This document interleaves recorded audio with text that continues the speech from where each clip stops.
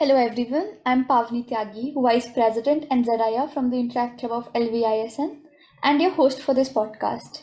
This podcast is for our project Saaksharta, which revolves around literacy. I have with me three fellow interactors.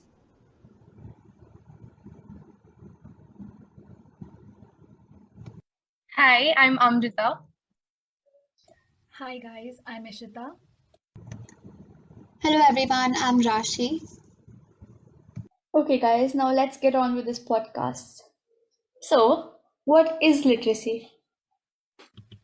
Literacy can be defined as an ability to read and write. So if you can read, write, and understand in any one language, you are literate. We see that it's a common perception that literacy is the same as education. But actually, it isn't the same thing as education, since education refers to the wholesome acquisition of knowledge. We can say that literacy is a very important part or a stepping stone to education. It is the basis or a building block for every person's ability to learn. Literacy is also very widely considered a basic human right because it has a huge impact on a person's life. Just think of how often you have to read or write something in your own daily life, like holding a simple text conversation, reading an article, or writing an email. Being able to read and write allows a person to comfortably navigate through life. It also opens many doors and employment opportunities. This way, people can earn more, they can support their families, and they can transform their lives completely, which leads to higher levels of healthcare and better quality of life. In addition, I think beyond just level of function, literacy helps transform students into socially active citizens that can keep up with current affairs, communicate effectively, and also understand subjects that shape the world around us. I agree, but why is literacy so important? Is it a personal problem or does it have any relevance to the society? So, the simplest explanation I ever found for the importance of literacy is actually a Dr. Seuss quote. The more that you read, the more things you will know. The more that you learn, the more places you'll go. Simply put, just reading and writing opens so many doors for a person and can completely transform their lives. Literacy is the most fundamental element of education, as our education system is based on receiving knowledge from books and from other readable resources. So, anyone that is illiterate loses the opportunity to reach their full potential, to give a life, to support their families, etc. Absolutely. Illiteracy is a huge hindrance in current times. All the devices we use today use the understanding of language as an interface. Obviously, being unable to read or write will have a significant and negative impact on a person's life. Illiteracy is not just a problem at the individual level. Higher rates of illiteracy will affect the nation as a whole as well.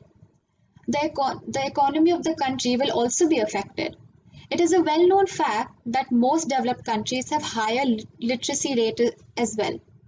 An illiterate society lags in various sectors of human development, be it in their quality of life, their income, or access to other facilities. So, literacy affects the society and not just individual people. Moving on to the next question, can you list some direct impacts of literacy on whole countries?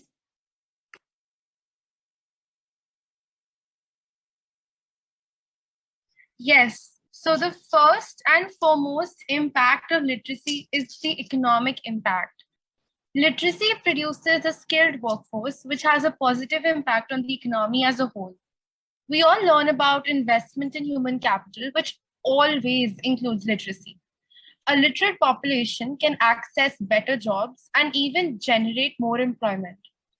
In a National Adult Literacy Agency survey conducted in the year 2009, it was found that the society with a higher literacy rate secures more economic gains for the individuals, which subsequently proliferated the economy of the country as a whole. Absolutely. I think the next impact is on the quality of life. Literate people secure jobs with a higher income, which gives them access to better facilities such as healthcare and sanitation. The nationwide impact of this is very prominent. More literate countries have lower mortality rates, and literacy contributes to the development of people. It gives us a mutual respect for other people, which builds a better society as a whole. Are people really still illiterate? I mean, doesn't everyone around us communicate? Yes, people are usually able to communicate. However, being unable to read and write is actually pretty common, like daily wage workers. For example, the cleaning lady who comes to work in my house can't actually read or write in any language, yet she is able to communicate. Despite the huge rise in literacy rates around the world in the past 50 years, there are still an approximate 773 million illiterate people, a lot of which are women. Korea is the most literate country in the world with a literacy rate of a full 100%. India, meanwhile, appears pretty low on that list. As of 2018, India had an average literacy rate of 74%, which is a huge leap from 1947, when literacy rates were at a mere 12% as British rule ended. However, does that mean that about 287 million people are still left illiterate? What are the causes of illiteracy? Are different sections of society more or less prone to it?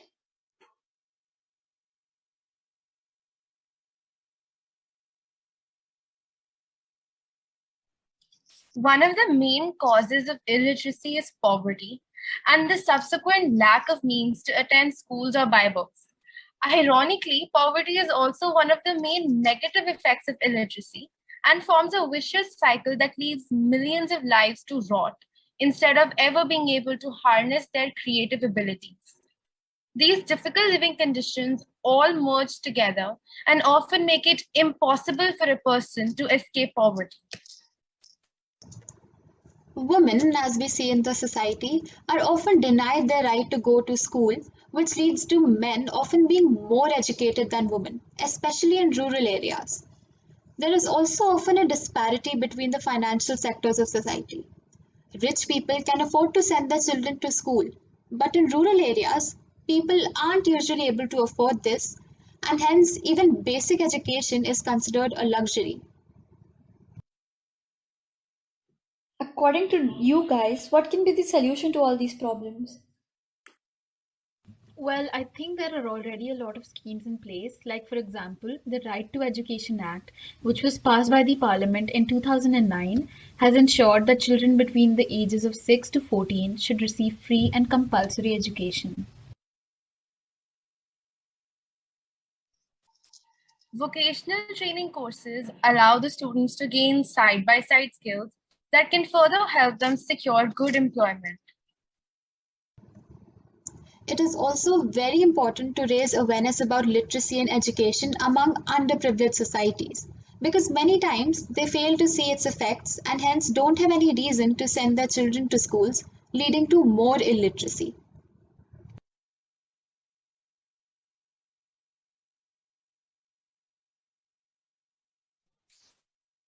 It is also important to empower our teachers. The more people we can get in this noble profession, the more knowledge we can spread. Also, at an individual level, though, we can start by teaching those around us, like our house help or their children, or by volunteering at NGOs that help those underprivileged children. Conclusion.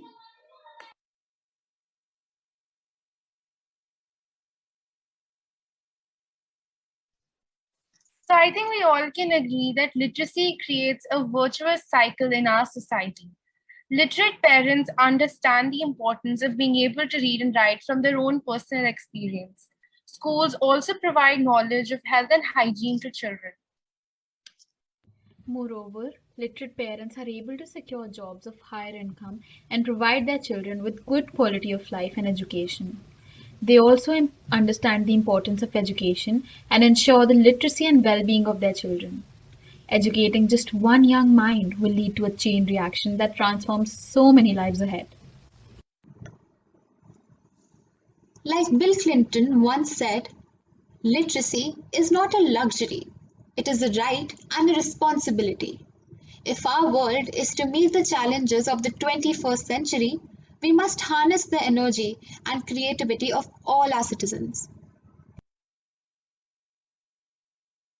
Okay, so thank you all for coming here. This was a wonderful session, and I'm sure people will find this very helpful.